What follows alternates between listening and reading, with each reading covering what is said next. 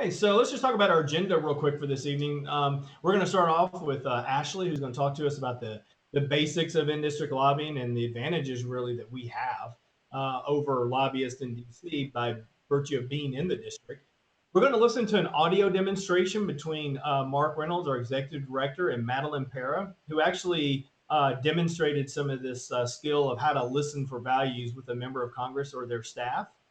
And then we're going to talk with Ashley, who's going to give us an example of in-district lobbying in Long Island. We're going to talk to Marty Roach, who's going to talk to us about the example of actually having a supportive Democrat that they can lobby in California's 9th district.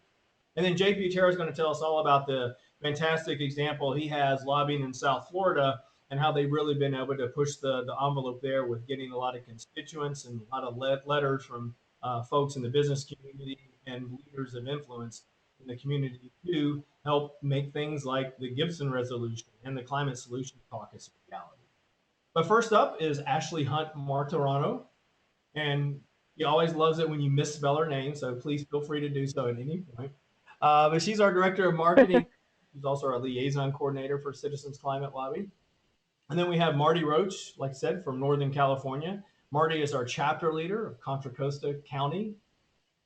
Try to say that 3 times fast.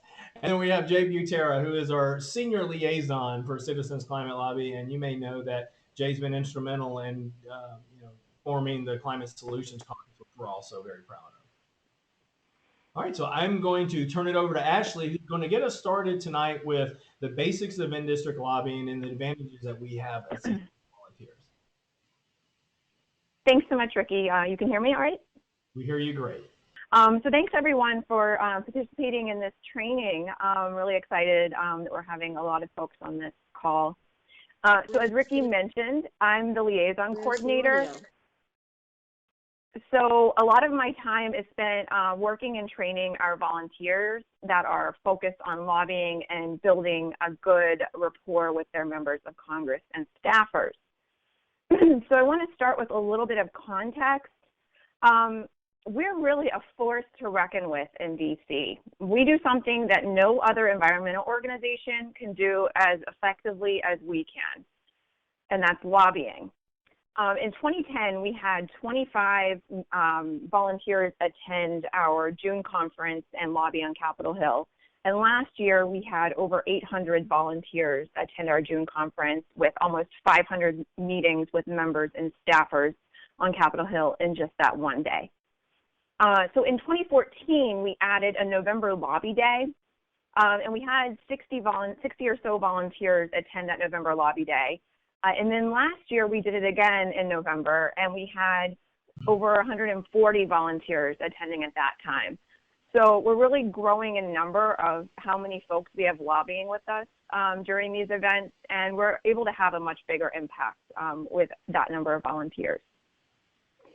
And as we've experienced in the past, these meetings with House and Senate offices are the highest leverage action that we can take to move our legislation forward. And so we've decided to make another push this spring.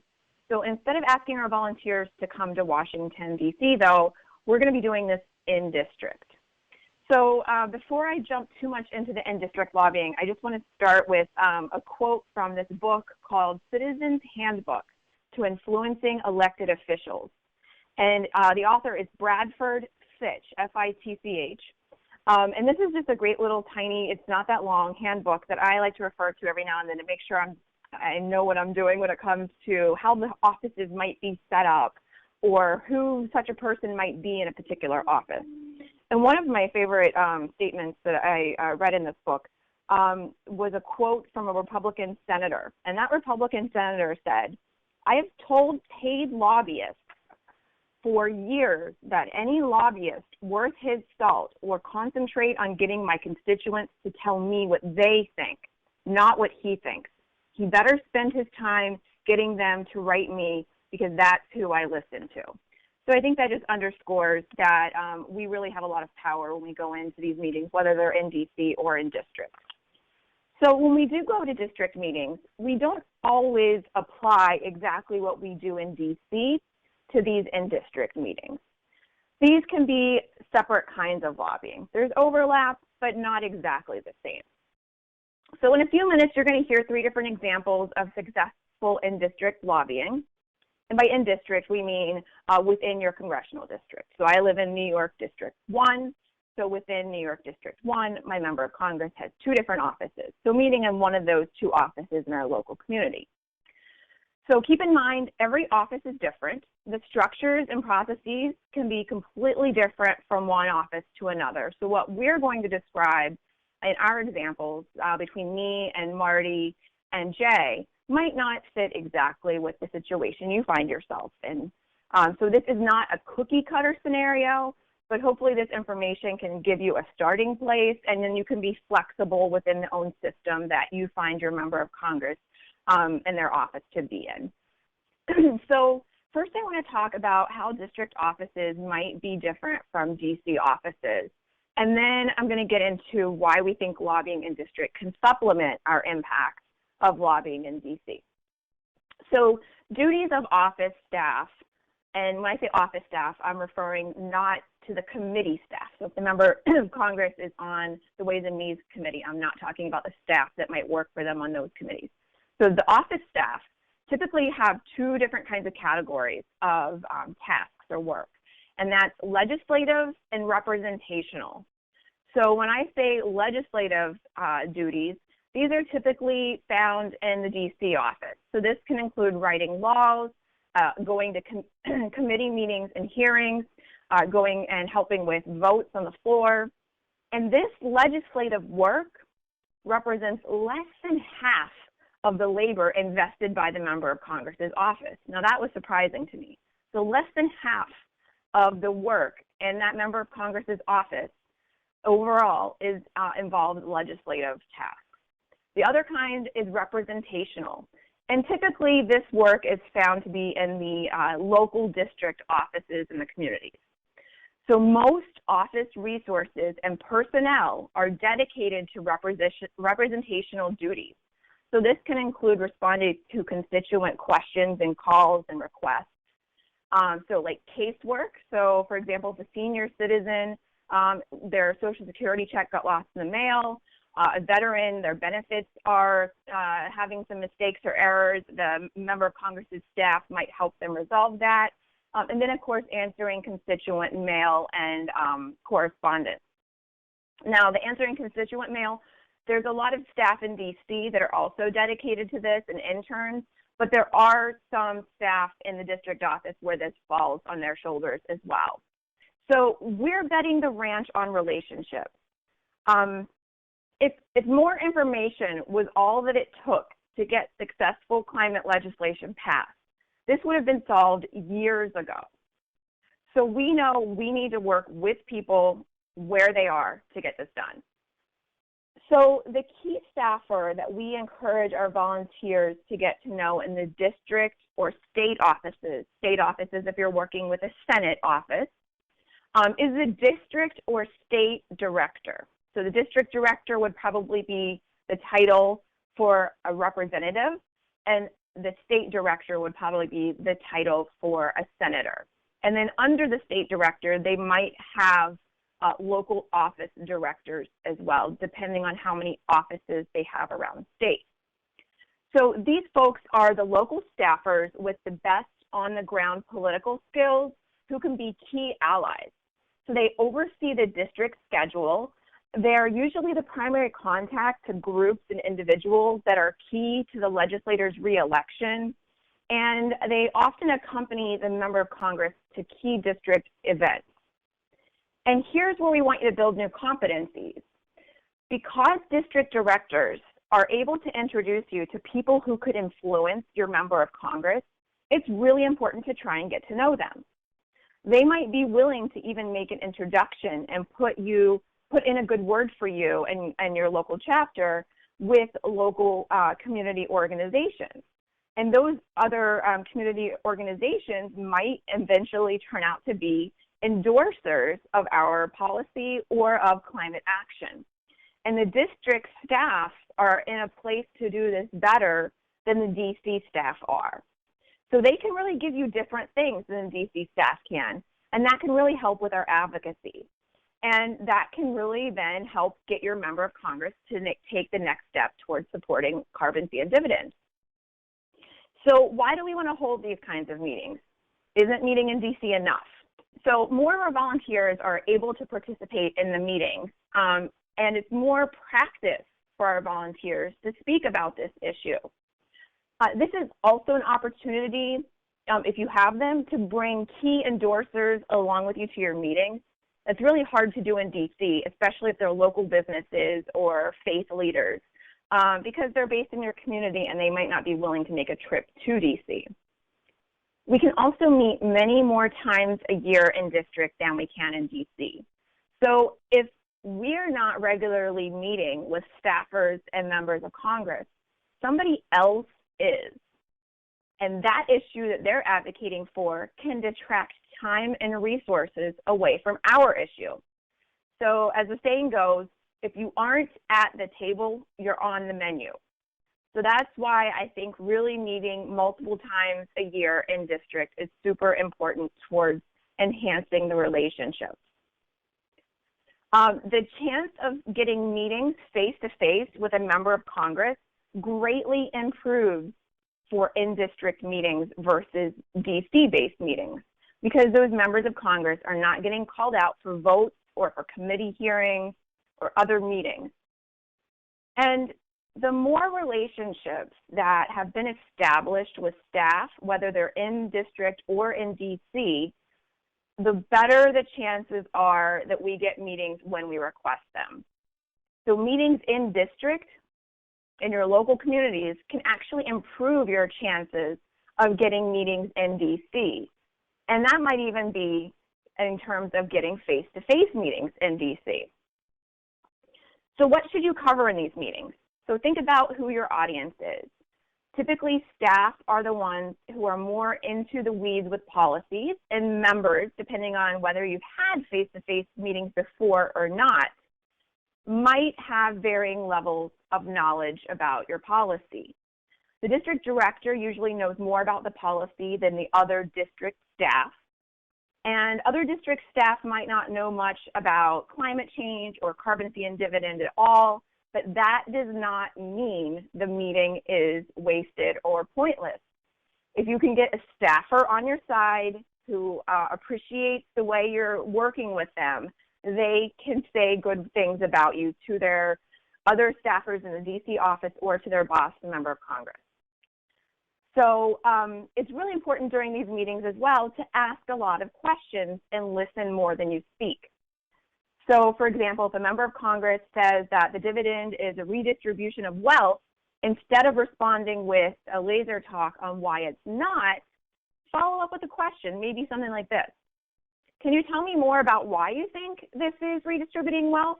Is there another mechanism that you would prefer instead? You should also listen for values, not just what they're saying. So what is the fundamental value of what they're getting at? And we're going to hear about this in just a moment from something that Ricky's going to play. And then really move your relationship one step forward. Every relationship with a member of Congress and staffers is different. You know your member of Congress best and you know their staff best, so we want you to use your best judgment. We trust you guys when you're planning your meetings with your chapter members that are going to go in for the meeting.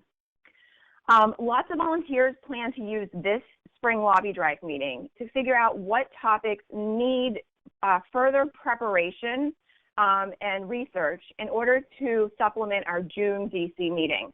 So really asking enough questions in the spring meeting to help us know where we need to do more research is a really great plan, so we know where to go in June. So I'm just going to give you a quick example of how I've done this in my own district as my member of Congress. So I have a freshman Republican member of Congress, and we requested a face-to-face meeting with him in January. It got canceled, but then an open house got scheduled in his office the next week. So we decided as a team to go to the open house. And we were able to get about 5 minutes with a member of Congress. There were 7 of us in this team of constituents. And while we were waiting in line for our turn, the chief of staff came over to us and he introduced himself. And we decided not to talk about ourselves and not to talk about CCL and not to talk about climate change. Instead, we decided to ask questions about him. So we asked, what's your background? Where did you go to school? What was your major? Because he was really young. Do you have any children? What sort of work were you doing prior to working with the congressman? You know, what community do you live in? How often are you in DC versus in the district? So we didn't even talk about climate change or CCL until the chief of staff asked us questions. That really started our relationship off on a positive note. So last year, we had 9 meetings with the office. 2 face-to-faces were in DC. We had 2 staff meetings in DC.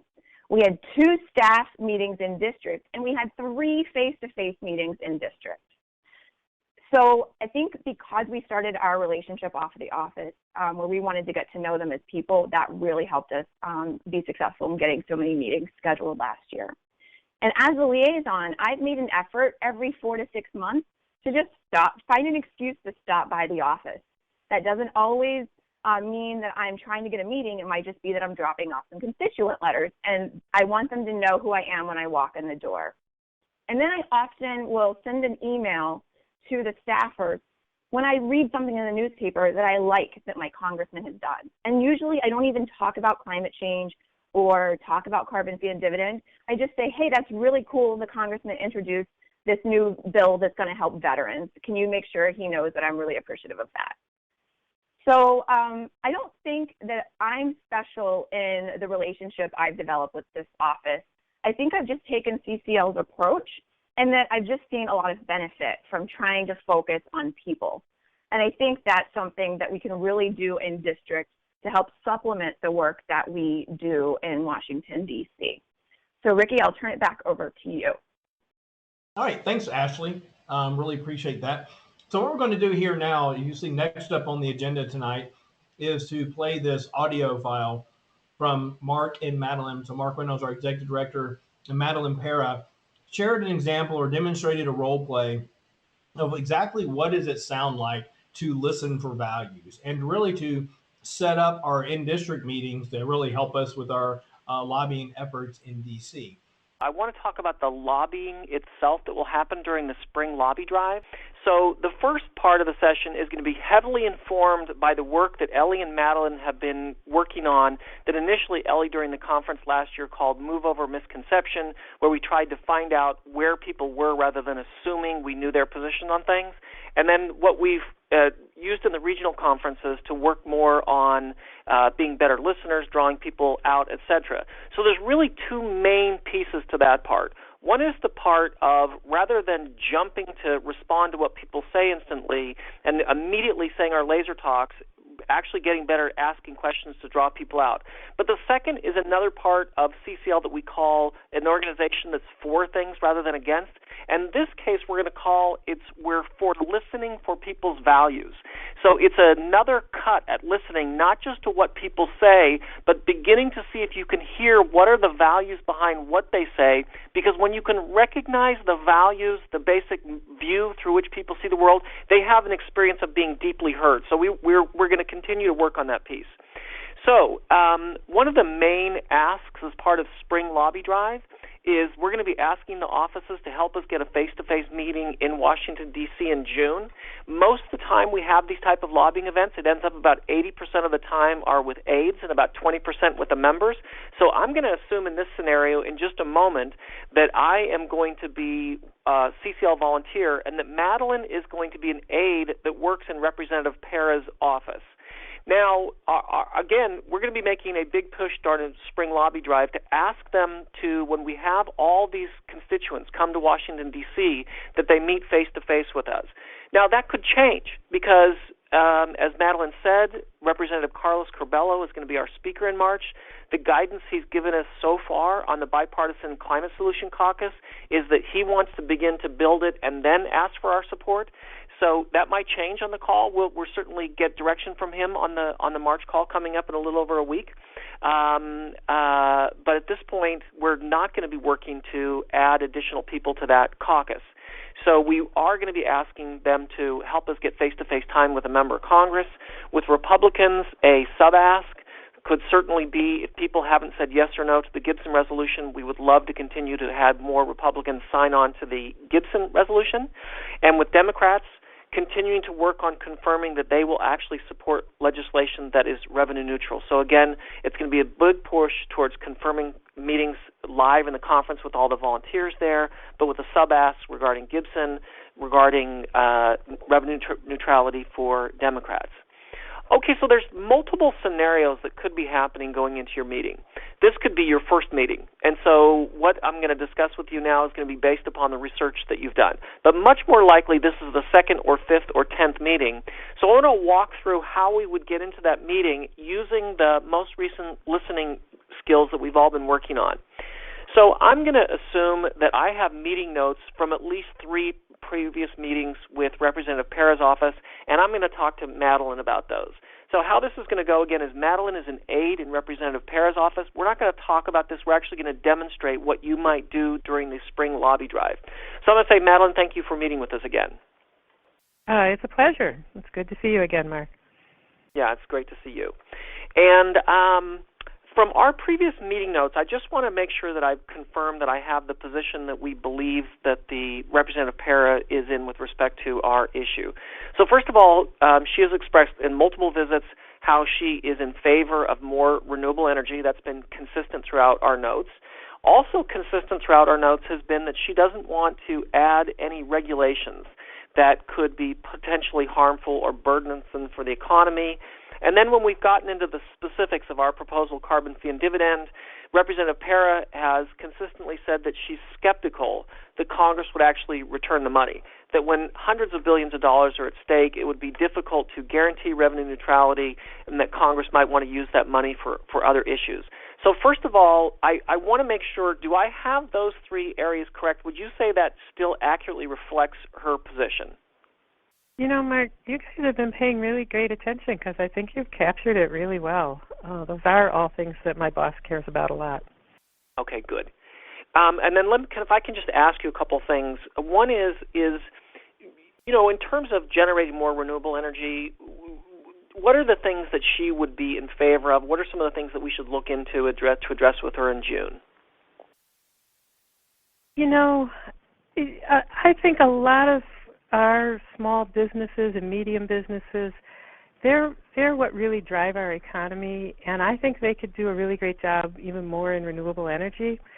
The thing is, we've got to make sure that they're not being just burdened by taxes and regulations and paperwork, that's really important. Okay, good. And so that speaks to, you know, is there anything in terms of regulations in this issue that you would like us to address in June? Well, as I'm sure you remember, we are really opposed to the Clean Power Plan. We think that's just the wrong way to go, and that Obama's really taken us down the wrong path there. Okay, yep, very good about that. And let me just say that the concern that you represented about, Representative Pera's concern about not just business in general, but small businesses, that seems to be consistent as we look at her messaging on multiple issues. And, you know, we share that concern, and we do know that that's an issue she's been consistent on. You hear about it no matter what the issue. She's concerned about the growth of small businesses in the community, and we share that concern with her. Great, that's good to hear. Okay, good. The other thing that we noticed is what was consistent in looking not just on our issue but across the spectrum. There seems to be a consistent expression of that people should be accountable for their actions. People should be held responsible. They should be accountable for what they do, but also that whatever is done should be done transparently so that it's obvious what is happening or what is not happening. And I just wanted to ask you, with respect to our policy, if you think that our policy is either consistent or perhaps in any way inconsistent with what seem to be pretty consistent values expressed by your office. Well, you know, we've talked about your policy before, and one of the things that we haven't really covered yet that's of concern is about China and other countries. And you know, we need to make sure that it's not just us being accountable for pollution, for example, as you're proposing, but that other countries are too. And it's really hard sometimes to know what's really happening over there in China. Yeah, and so is that something that you want me to address at all now, or do you want us to be prepared to address that in June when hopefully we get a chance to meet with Representative Para? Well, I am interested in what you'd say about that now.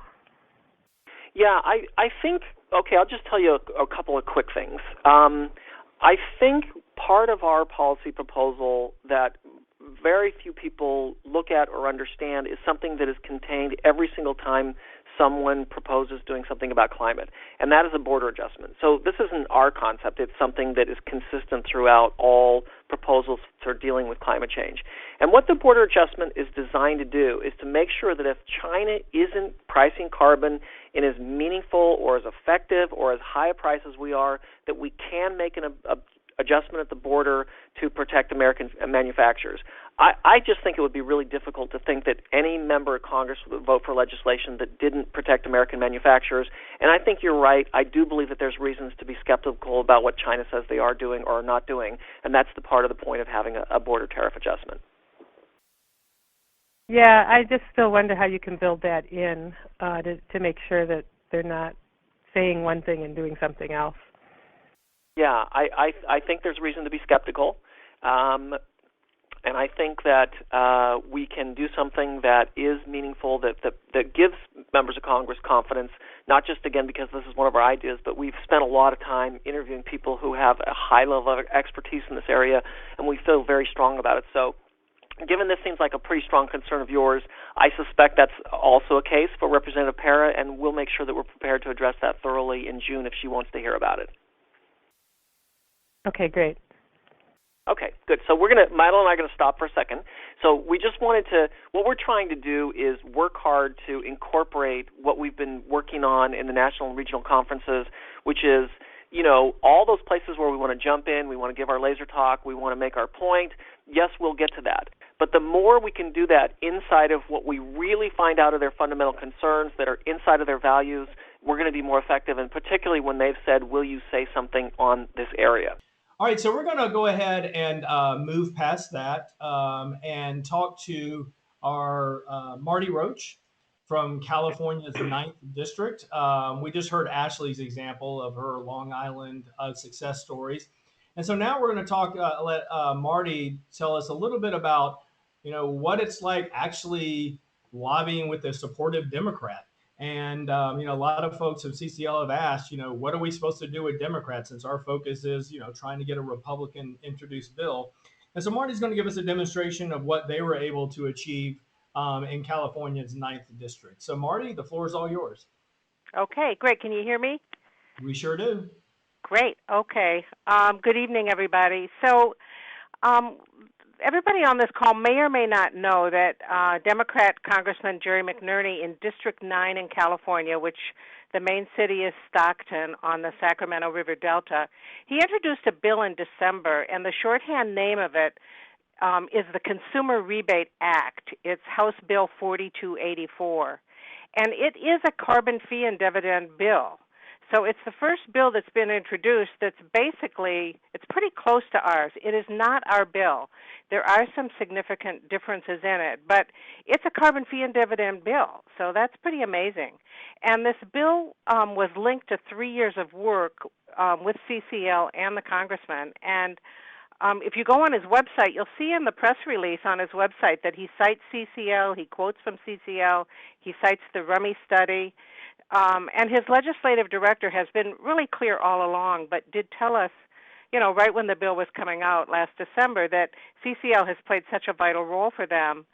And he also said on the side that in, the years that we've been active on the Hill, despite his dismay that things aren't progressing as fast as they should, that CCL has really changed the conversation on the Hill. So I just want to give ourselves another pat on the back there, coming from someone that's in Congress. So I had the privilege for being the liaison for this time period, and many people in CCL have contributed to this productive relationship. So this is really a woo-hoo because I was a rookie in September of 2013 going to a meeting with Jerry McNerney in his district office with two seasoned CCLers, Harold Hedelman and Peter Joseph, And he was, he had been a wind energy guy, and he was immediately really interested in CCL and what we were doing. So this was not our typical experience. And even walking out of that meeting, he said, I'm a moderate Democrat. I think I would like to look into sponsoring legislation that's along this line. So let's work together. And he also wanted some cover in his district, and so we agreed to help him organize a CCL chapter in his district, because the Contra Costa chapter that I lead covers some of his district, but we have no constituents in our chapter in his district. So we did organize a chapter. Many people worked hard for that, and we now have a great chapter in Stockton, and a number of people in the Stockton chapter are working very closely with me now on our work with Jerry McNerney. So what are some of the factors that contributed to our keeping an effective relationship with him over these 3 years? And I want to start right with the fact that sitting down in that first meeting, one of us had been very active in doing some fundraising for him. So we had a known person in the room that I think right away gave some trust and helped us build some credibility.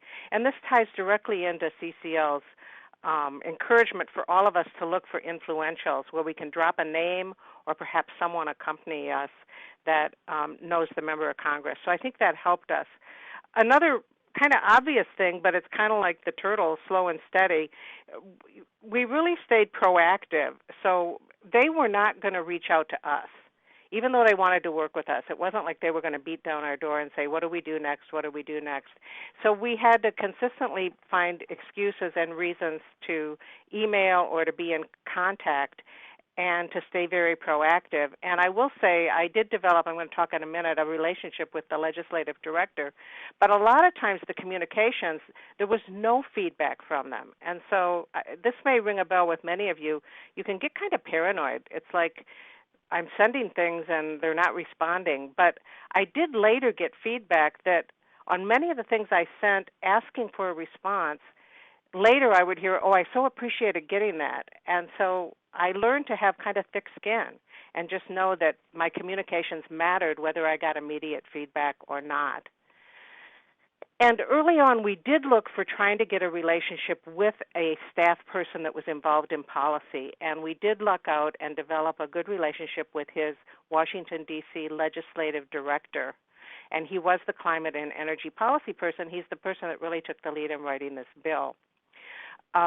So we had some contact with him before we met in D.C., but when I met him face-to-face in June of 2014, it was really a turning point in the relationship because I followed up with a direct thank you to him in addition to the congressperson, and I also wrote right in that thank you, I want to email you next week because I want to clarify a few things we discussed. And so I lucked out and got him to have a 15-minute phone call with me the following week. And it really kind of put us on our way to developing a direct relationship to work together. The other thing that we did to further that relationship was asked him to be conference called in to any in-district meetings. And sometimes we just met with staff, and sometimes we met with the congressperson. But having our D.C. staff contact, and I realize this isn't possible for everyone to accomplish, but for us it was an effective thing to ask for, and it worked for us pretty much every time that we requested it. And so it had a relationship building factor, but it also was very practical because if we're talking in the meeting with the Representative McNerney and talking about working across the aisle, and we bring up, well, what about staff contacts across the aisle? Patrick Arness was right on the phone, and he could kind of address whether he'd had any staff contacts with different Republicans. So it really did enrich both the substance of our work. Just some good best practices. We always followed up with our phone meeting with kind of a list of what we're going to do for you and what we hope you're going to do next. And again, they often did not do anything they said they were going to do next. So we just kept a chipper attitude and kind of let them off the hook and just kept going and politely asking for what we wanted. So a key message is I think there's real inconsistent contact on the part of the member of Congress. It doesn't mean you don't have a good relationship. You just need to have the right attitude about it. So we also did, let's see, what do I want to mention here? Another real obvious thing, but CCL always encouraged us to have an agenda for the meetings, and I found that an agenda was extremely important because in the very short time that you have with the elected, especially in district meetings, we usually get 15 minutes, he could easily talk the whole time. And if we started out with an agenda and shared what we wanted to talk with him about, it gave us a very polite way to get back to our agenda and keep some control of the meeting without risking looking rude. I want to also talk about getting stuck, and I think, to me, getting stuck is having trouble getting a meeting or having trouble having a productive meeting. Like, what are we going to do to really move the needle with this person? And I just want to give you one example because I think it varies for every member of Congress. But for us, we were having these kind of closed-loop conversations about working across the aisle, like, who are you working with?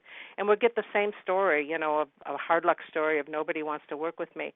So we brought in a list of all the members on his Energy and Commerce Committee, subcommittee, and went down the list in one meeting. And we said, we'd like to just review with you all these Republicans and really get an idea on the staff or the elected level, you know, what's the state of your relationship with this person and whether you see any promise there that we could pursue. And that, again, helped us deepen the conversation with Representative McNerney and get a little bit farther. It also allowed me to then reach out to some other CCL chapters for conversations about Republican members of Congress. So we did not succeed in getting him to get a Republican co-sponsor. I do think he tried. We were kind of like shocked that he was going to go ahead because we had tried so hard to say, don't submit this without one, but he did.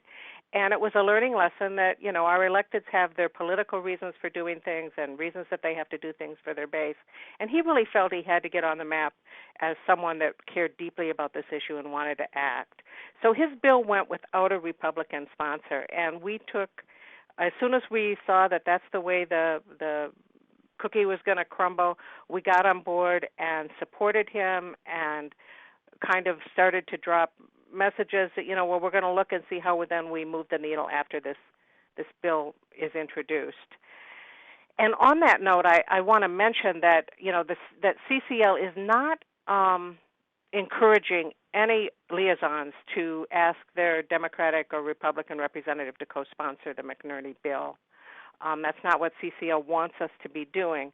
But at the same time, I've had some informal conversations with some liaisons, both liaisons to Democrats and to Republicans, that they can use this bill. It's a bill that's been through Legislative Council. It's an actual bill that's on the floor. It's a carbon fee and dividend bill. They could use this bill as a vehicle to have a conversation, a listening conversation about carbon fee and dividend by saying, what do you like about this bill? What don't you like? What raises a red flag? Where do you think it might be complicated, the way this bill is written, and so on. So I think there might be some utility to this bill. We're certainly looking to work with Representative McNerney and ask him really what's next to get a bill that can really pass. And I should say we do have you can find this bill on the web. It is Bill 48, I wrote it down, 4824, I think it is, 4284. But I also have a layperson version of the bill that one of the chapter members in the Stockton chapter wrote. So if anyone wants that, I can make that available to people. I think my time's probably up. All right. I do have one more thing I want to say, but I want to do it the CCL way. So, well, if you can squeeze it in quickly. Go ahead, Marty. Well, I just want to say that, you know, in terms of, I've really been thinking about this some in the Northern California Democrat liaison delegation, so to speak, that, you know, Jerry McNerney is kind of an outlier because he was very comfortable with a dividend. We've since heard now from someone that went to a town hall last night and spoke to him that, you know, he's starting to rethink whether the dividend is the way to go. I suspect he's getting some pushback from other Democrats. So I just want to say to anyone out there that's a liaison to a Democrat, I still think we have some very interesting creative work to do to make the value proposition to Democrats, because we've been educated a lot on how to talk value speak to Republicans around revenue neutrality and government out of the way and no winners and losers. But I think we can similarly start to be more articulate about our language with Democrats that speak more to their values. So that's kind of where I'm going in my learning edge of how to have conversations with Democrats. Wow, thanks. I'm glad you included that last point, Marty. I think that's so very important and instructive for a lot of people. So thanks for including that, and thanks for sharing that example. It's really helpful for all of us. You're welcome. Yeah, great. So we're going to now move on to our last example. A lot of you may have read about the great work that Jay Butera has been doing in Florida. Jay is a resident of Pennsylvania, but with the Florida folks down there, really has identified Florida as sort of ground zero and a great place to go to find some Republican support. So Jay's going to talk to us a little bit about how that came about. Jay, are you on the line? I am on the line, Ricky. Thank you. All right, go ahead. So there's two things I want to tell you about this evening. Rather quickly, I want to tell you about how we have used local leaders to help us lobby members of Congress, mostly directed toward bringing them onto the Gibson Climate Resolution. And by leaders, I'm going to be talking about mayors and chambers of commerce and county commissioners who we've enlisted to help us out. And the other thing I want to talk to you about is the difference between a lobbying campaign and a lobbying meeting. And I want to, maybe if I leave you with any impression tonight, it is that bringing these members forward on climate to do what we're trying to get them to do is a long path.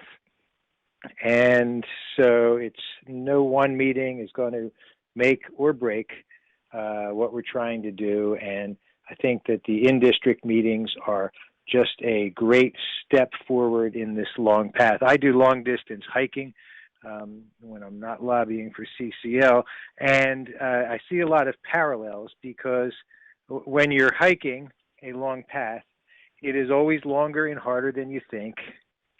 You never know what's coming around the next bend or over the next crest, and the rewards are always greater than you can imagine while sitting at home. And so that's what I found lobbying is sort of like. So Gibson Resolution is what I've been focused on for the last year or more. And you can see we now have 13 co-sponsors who are on this resolution. Each one of them, I think if you dove into it, has a dramatic story as to how they came to the climate resolution or how they were brought to the climate resolution. And each one is fascinating. And the one thing I have learned along this road is that no does not mean no. And it's always no until it's a yes.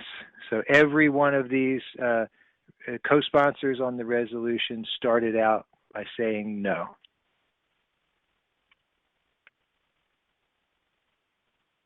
So I wanted to talk a little bit about working at all the levels with every congressional office.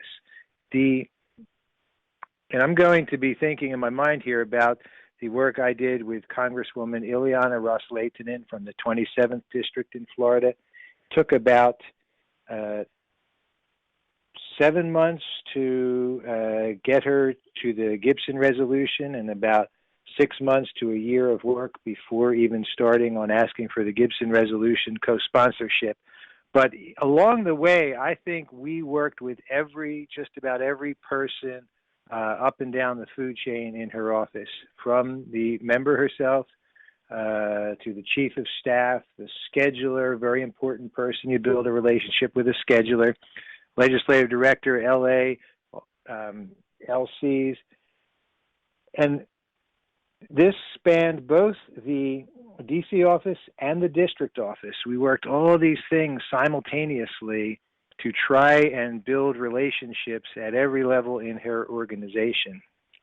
I also want to mention that I have found that in district offices, you often have some people who have much more influence with the member of Congress than they're often thought to have.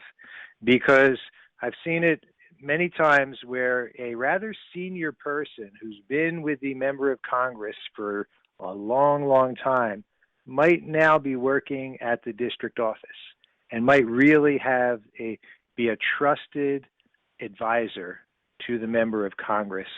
And they may not be in the legislative meetings up in D.C., but they might go back for decades or more with a member of Congress. And so by working with some of these people in the district offices, you can often get an angle to influence the member of Congress that you might not get from the D.C. staff. So, yeah, everyone on that chart I've worked with, including the office dogs, you can't be forgotten. You need to take dog biscuits when you lobby.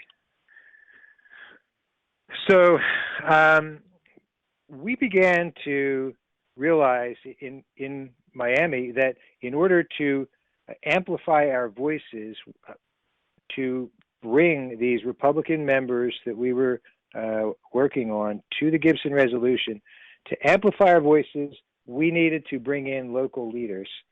And if any of you have heard about these 21 mayors in Florida now who are trying to, who went to New Hampshire and wanted to have a meeting with Senator Rubio and who are trying to change the course, the questions on the debate tonight, those 21 mayors, many of them started out by signing this leader's letter, which I wrote here.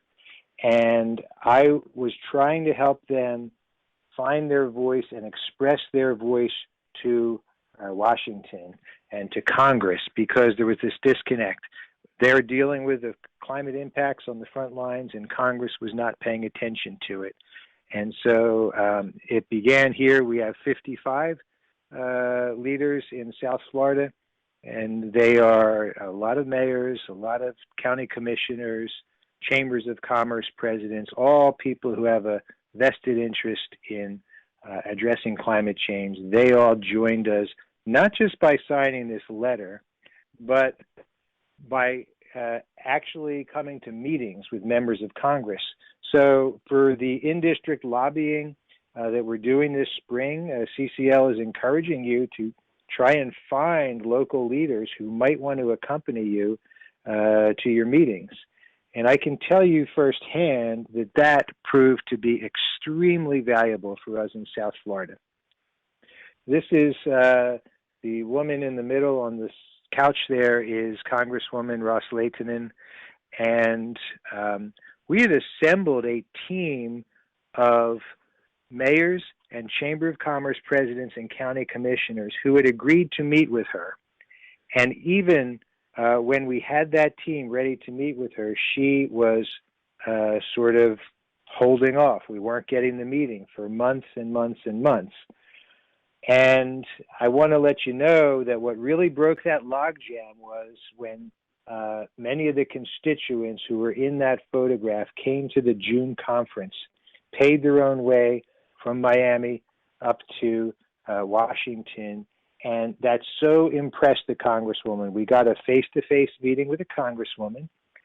And in that face-to-face meeting, we asked if she would meet with these mayors and Chamber of Commerce leaders. And she said yes.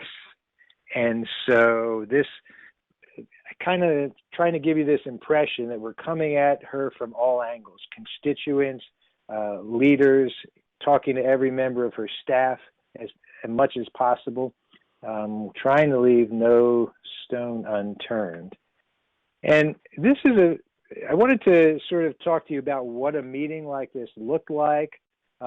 We did a similar meeting with Congressman Mario Diaz-Balart, and in this meeting you see the president of the Greater Miami Chamber of Commerce. You see the chairman of the Everglades Foundation. You see the very powerful business leader from a large accounting firm on the far right there.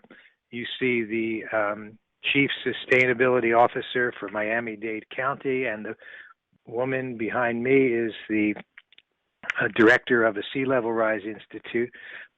This is the kind of team we tried to assemble to come and talk to the congressman about coming on to the Gibson resolution. And these kinds of meetings, when you can put them together, have been really effective. If you can't get a team like that, or even one local leader for the in-district lobby drive, it doesn't have to stop. After the lobby drive, you can set it up for 3 months from now, and just keep working on it, because it's really powerful stuff. That's been my experience.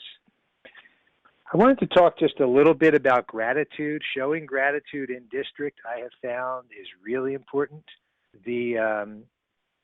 We go out of our way when one of these co-sponsors has come on to the resolution. I've always made it a point to spend as much effort on trying to thank them and express gratitude as we did to get them there. And so this is Congressman David Jolly, the latest co-sponsor on the Gibson resolution. And 2 Saturdays ago, we had him, he was good enough to come speak at a CCL conference in Tampa, Florida. He got a hero's welcome, 2 standing ovations, a huge warm reception from everyone there, as you can imagine. And then we actually secured thank you letters for the congressman. And these are thank you letters from various chambers of commerce, from mayors, and we read them to him after he spoke to us. And I read him those letters and presented them to him. And I think it's just a continuation of CCL's ethos of respect, gratitude, and appreciation. And because we don't want these members to stop at the Gibson resolution, that's first base. We want them to continue and take the next steps forward with us as we move toward implementation of our bill.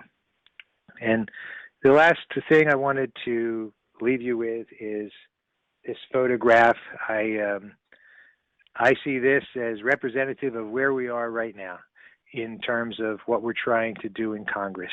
If you're trying to take down a brick wall, which is kind of what we've been trying to do with this partisan barrier on the climate issue, the first brick is the hardest, and we've been chipping away for years and years and years. And right now I feel like not only is the first brick out, but we've got 6 or 10 bricks out of this wall, and the structure is starting to change. You can feel it in Washington, and I'm so excited to be working with all of you on moving this forward. Thank you very much.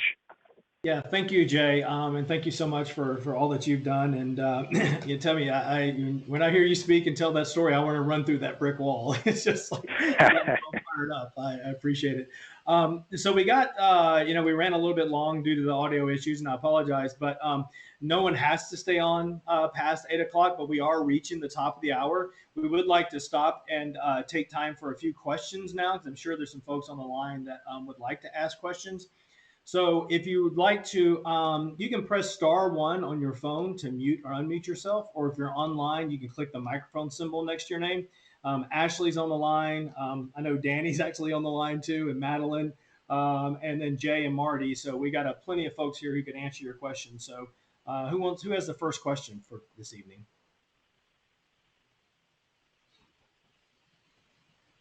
I have a question.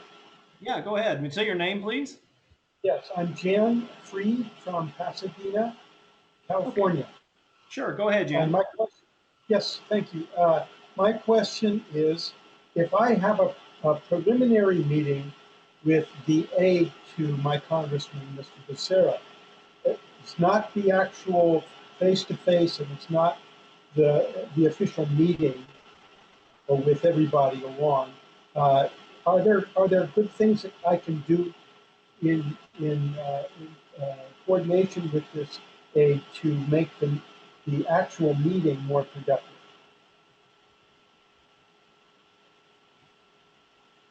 That makes sense? Jay, why don't you go ahead and give us some examples and address that one. And Ashley, you? Either one. If I understand that. Go ahead. Oh, go ahead, Ashley. Go ahead. No, go ahead. So I think the question is more like, how can I make meetings with staffers effective? Is that right, Jan? Right, in anticipation of the eventual meeting. Sorry, the speech is just a little garbled with the connection. Can you say that again? Yes. We don't have a time yet with Mr. Butera. We're working on that. But his aide said I could come and speak with him anyway. And so is there a way that I can, in conversation with the aide,